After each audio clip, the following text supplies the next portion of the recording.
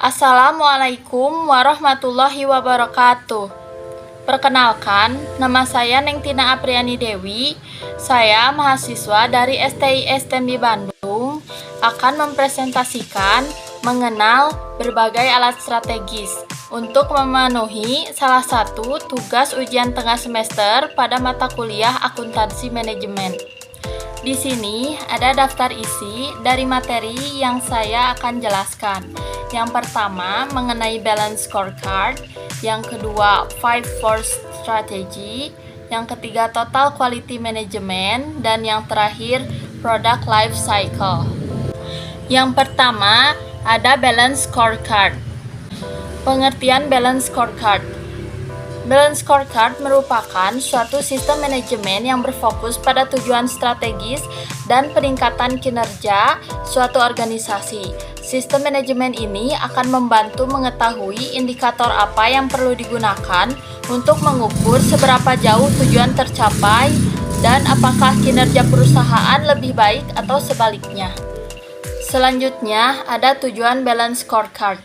Tujuan utama dari balance scorecard adalah mengaitkan kinerja bisnis dengan strategi organisasi dengan cara mengukur kinerja melalui 4 perspektif balance scorecard, yaitu finansial, pengetahuan pelanggan, proses bisnis internal, dan inovasi. Perspektif balance scorecard. Yang pertama ada finansial. Bagaimana pandangan terhadap pemegang saham? Ukuran kinerja keuangan suatu perusahaan menunjukkan apakah strategi, implementasi, dan eksekusi dapat berkontribusi pada peningkatan laba. Yang kedua ada pengetahuan pelanggan. Bagaimana pelanggan melihat perusahaan? Balance scorecard mengharuskan para manajer untuk mengimplementasikan tujuan dan target capaian mereka pada layanan pelanggan. Yang ketiga, apa yang dibutuhkan perusahaan? Manajer perlu memperhatikan operasional internal yang memungkinkan mereka memenuhi kebutuhan pelanggan. Dan yang terakhir, ada inovasi. Kemampuan perusahaan untuk berinovasi, meningkatkan dan mempelajari perkembangan sangat penting. Selanjutnya, ada karakteristik balance scorecard.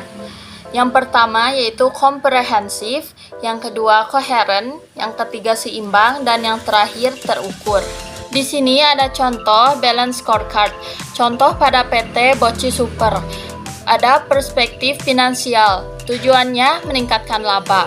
Targetnya 10% kenaikan laba. Aksinya mengurangi biaya yang tidak perlu. Selanjutnya ada perspektif pengetahuan pelanggan. Tujuannya meningkatkan opini baik pelanggan terhadap perusahaan. Ukurannya rata-rata waktu respon pelanggan. Dan targetnya 10% lebih cepat. Serta aksinya menggunakan aplikasi chat untuk menanggapi komplain pelanggan.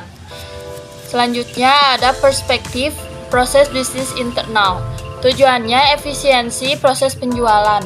Ukurannya rata-rata waktu penyampaian proposal.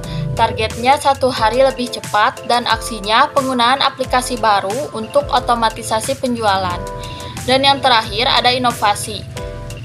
Tujuannya penemuan produk baru yang lebih mudah dijual, ukurannya jumlah produk baru, targetnya 2 produk, dan aksinya pengembangan rasa baru produk Boci.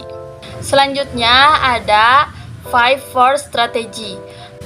Pengertian 5 force strategy adalah suatu metode untuk menganalisis industri dan pengembangan strategi bisnis atau lingkungan persaingan yang dipublikasikan oleh Michael E. Porter, seorang profesor dari Harvard Business School pada tahun 1979. Selanjutnya ada faktor 5 force strategy. Yang pertama, ada persaingan yang kompetitif. Kekuatan pertama mengacu pada jumlah pesaing dan kemampuan mereka untuk melemahkan perusahaan.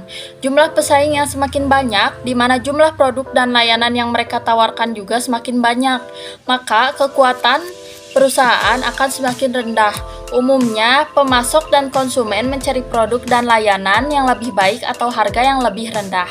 Kedua, kekuatan pemasok. Bisnis yang dijalankan oleh perusahaan tentu tak lepas dari input barang atau jasa sebagai bahan baku untuk proses produksi. Sebab itu, keberadaan pemasok sangatlah penting dan mempengaruhi kekuatan kompetitif perusahaan. Selanjutnya ada kekuatan pelanggan. Salah satu kunci utama dalam mencapai kesuksesan bisnis adalah jangan sekali-kali meremehkan kekuatan pelanggan. Tanpa mereka, semakin perusahaan tidak akan menghasilkan apa-apa. Semakin banyak pelanggan, kekuatan perusahaan akan semakin besar. Demikian pula sebaliknya. Selanjutnya ada ancaman produk pengganti. Setiap perusahaan harus berhati-hati, tidak hanya pada pesaing secara nyata saja yang bermain dalam industri yang sama, tetapi juga dengan kehadiran dan keberadaan perusahaan yang menciptakan produk pengganti atau substitusi. Produk pengganti yang dapat digunakan sebagai substitusi dari produk atau jasa perusahaan jelas merupakan ancaman. Dan yang terakhir, ancaman pendatang baru. Dunia bisnis bergerak secara dinamis. Ada yang gagal dan tersingkir dari persaingan, namun selalu ada pemain baru yang turut menyamarakan dunia bisnis. Perusahaan harus bijak dalam menghadapi pendatang baru dalam bisnis. Tak hanya itu, jangan pernah meremehkan mereka. Selanjutnya, ada Total Quality Management atau TQM. Pengertian Total Quality Management. Total Quality Management System atau TQM adalah sebuah manajemen kualitas yang lebih berfokus pada pelanggan dengan cara melibatkan seluruh level tingkatan karyawan dalam mengerjakan peningkatan ataupun perbaikan secara kontinu. 8 elemen pokok TQM. Yang pertama, fokus pada pelanggan. Pelanggan adalah pihak yang berpengaruh penting dalam menentukan kualitas produk ataupun jasa yang dihasilkan oleh perusahaan dalam rangka memenuhi kebutuhan ataupun tingkat kualitas yang diinginkannya. Apapun bentuk aktivitas yang dilakukan oleh suatu organisasi atau perusahaan, pada akhirnya harus pelanggan sendiri yang menentukan apakah seluruh usaha yang dilakukan tersebut mampu memberikan manfaat atau tidak. Yang kedua, keterlibatan karyawan secara keseluruhan. Karyawan adalah aset sekaligus sumber daya perusahaan yang paling penting dalam mencapai seluruh tujuan yang telah direncanakan. Untuk itu, peran aktif karyawan secara menyeluruh mampu mendukung perusahaan dalam melakukan peningkatan proses dan juga kualitas secara kontinu, untuk kemudian mampu melahirkan produk atau layanan terbaik untuk para pelanggannya. Yang ketiga, ada pemusatan perhatian pada proses. Bentuk perhatian pada peningkatan proses adalah fondasi paling dasar dalam sistem manajemen Total Quality Management atau TQM. Dalam hal ini, proses adalah serangkaian langkah yang diawali dari penerimaan input dari pihak supplier dan mengubahnya menjadi output yang akan dikirimkan kepada para pelanggannya. Yang keempat, ada sistem yang terintegrasi. Walaupun ada banyak sekali kemampuan dan ruang lingkup kerja pada suatu perusahaan yang membentuk departementalisasi secara horizontal ataupun vertikal, namun seluruhnya diperlukan suatu sistem yang terintegrasi secara baik agar visi, misi, strategi, kebijakan, dan tujuan perusahaan bisa disalurkan dengan baik dan jelas pada seluruh karyawan. Yang kelima, ada pendekatan strategi dan sistematik. Pendekatan strategi dan sistematik adalah salah satu bagian yang penting dalam Total Quality Management atau TQM dalam mencapai seluruh visi, misi, dan tujuan perusahaan. Biasanya, proses ini disebut dengan perencanaan strategi atau manajemen strategi yang melakukan perumusan ataupun perencanaan strategi dalam mengintegrasikan seluruh konsep kualitas pada strategi perusahaan secara menyeluruh. Yang keenam, peningkatan secara kontinu. Peningkatan yang dilakukan secara kontinu akan mampu mendorong perusahaan dalam melakukan analisa dan melakukan cara yang lebih efektif dalam mencapai tujuan perusahaan dan juga memenuhi harapan seluruh pihak yang berkaitan di dalamnya. Yang ketujuh, ada keputusan berdasarkan fakta. Untuk mendapatkan seluruh informasi terkait performa perusahaan, maka Anda memerlukan data untuk mengukurnya. Sistem Manajemen Total Quality Management atau TQM mengharuskan pihak perusahaan untuk mengumpulkan dan melakukan analisa data secara kontinu agar seluruh keputusan atau kebijakan yang diambil benar-benar tepat. Dengan menggunakan data, maka pihak perusahaan bisa menarik kesimpulan berdasarkan tingkat kejadian ataupun hasil sebelumnya. Dan yang terakhir yaitu komunikasi. Dalam kegiatan sehari-hari, perusahaan pasti akan mengalami adanya perubahan, baik itu dalam hal strategi, kebijakan, jadwal, ataupun cara pelaksanaannya. Perubahan ini harus dibicarakan dengan baik pada seluruh karyawan yang berkepentingan. Komunikasi atau pembicaraan yang baik juga akan melahirkan semangat kerja dan motivasi karyawan dalam mencapai tujuan utama perusahaan. Selanjutnya ada keuntungan implementasi TQM. Yang pertama, penghematan biaya. Yang kedua, kepuasan pelanggan. Yang ketiga, mengurangi cacat. Yang keempat, peningkatan moral karyawan. Yang kelima, membuat perusahaan kuat menghadapi kompetisi. Yang keenam, mengembangkan sistem komunikasi memadai. Dan yang ketujuh, proses yang selalu ditinjau. Selanjutnya ada product life cycle. Pengertian product life cycle secara umum yaitu tahapan-tahapan atau proses perjalanan dari produk, atau diartikan sebagai sebuah siklus yang dimiliki sebuah produk dengan tahapan-tahapan tertentu pada perjalanannya. Lalu ada faktor product life cycle. Yang pertama yaitu kemajuan teknologi. Jika dulu ojek pangkalan menjadi solusi untuk bepergian, maka sekarang ini ada ojek online berbasis teknologi. Layanan ojek pangkalan sekarang sudah mulai terpinggirkan dengan kemudahan ojek online.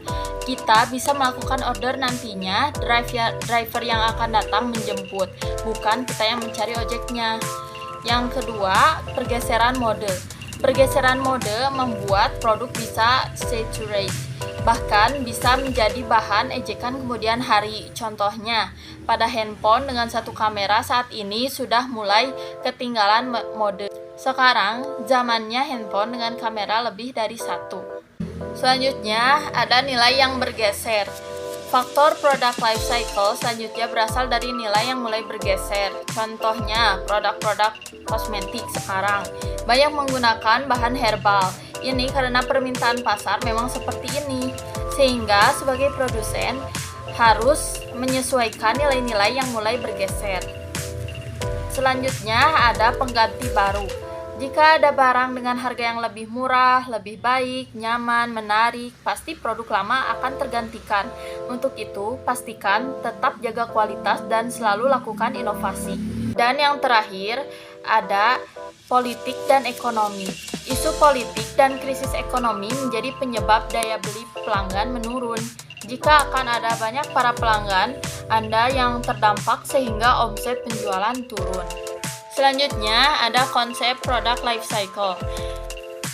Yaitu tahap perkenalan atau introduction. Pada tahap ini, pabrik mulai meluncurkan dan mengenalkan produknya kepada masyarakat. Yang kedua, ada tahap perkembangan atau growth. Pada tahap perkembangan, produk mulai dikenal dan digunakan oleh konsumen. Yang ketiga, ada tahap kedewasaan atau maturity. Pada tahap kedewasaan, omset penjualan sebuah produk mulai menurun, persaingan semakin ketat, dan saling berebut pasar dan konsumen. Dan yang terakhir, ada tahap penurunan atau decline. Pada tahap ini, keuntungan akan terus menurun apabila tidak segera melakukan antisipasi dan mengganti strategi, maka kemungkinan produk hilang di pasaran semakin besar. Selanjutnya, ada contoh product life cycle. Contohnya pada produk teh botol Sosro. Pada masanya, teh ini sangat dikenal oleh masyarakat. Hal ini dikarenakan promosi dengan tagline-nya, apapun makanannya, minumnya tetap teh botol Sosro, sehingga banyak menarik minat masyarakat. Sering dipakai untuk acara hajatan, rapat, seminar, konser, atau lainnya dalam jumlah besar. Oleh karena itu, permintaan semakin meningkat. Produsen memperoleh banyak keuntungan di sini. Tapi, kalaupun begini, tidak serta-merta meninggalkan promosi. Seiring berjalannya waktu, ia mulai tergeser dengan adanya teh kotak. Jenis yang dijual sama, tetapi dengan bentuk yang berbeda. konsumen mulai tertarik dan terjadi penurunan penjualan teh botol sosro. Untuk mengatasi hal ini, mereka menciptakan model dan rasa baru, semata-mata untuk menarik minat masyarakat kembali. Sekian dari saya, mohon maaf apabila banyak kesalahan. Terima kasih telah menyaksikan video ini. Wassalamualaikum warahmatullahi wabarakatuh.